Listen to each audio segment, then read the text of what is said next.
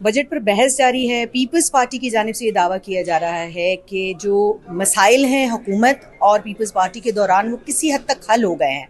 इस हवाले से आज नवीद कमर साहब ने जो है वो एक स्पीच भी की है। हमारे साथ इस वक्त पीपल्स पार्टी के सीनियर रहनुमा गिलानी साहब मौजूद हैं, उनसे बात करते हैं। कासिम गिलानी साहब, ये क्या हम सुन रहे हैं कि मामलात हल हो गए? मुख्तसरन बताइएगा, मसाइल जो हैं वो आपके हल हो गए? अच्छा, नंबर 1 पे तो 4.6 बिलियन की एक यूनिवर्सिटीज़ की ग्रांट थी जो सिंध की ख़त्म हो गई थी, वो अल्हम्दुलिल्लाह बहाल हो गई है।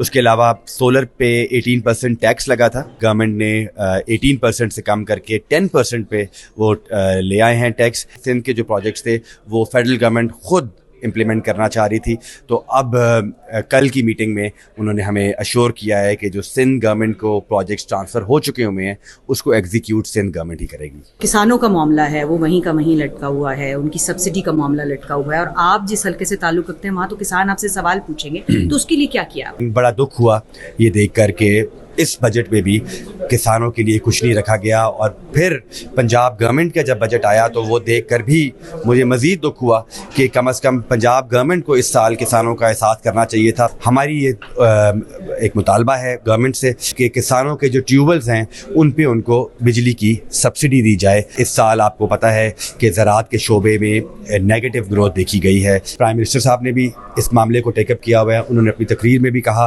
कि हम कॉटन को बहाल करना चाहते हैं, किसानों को उनकी जो कॉस्ट ऑफ प्रोडक्शन है वो हम देना चाहते हैं।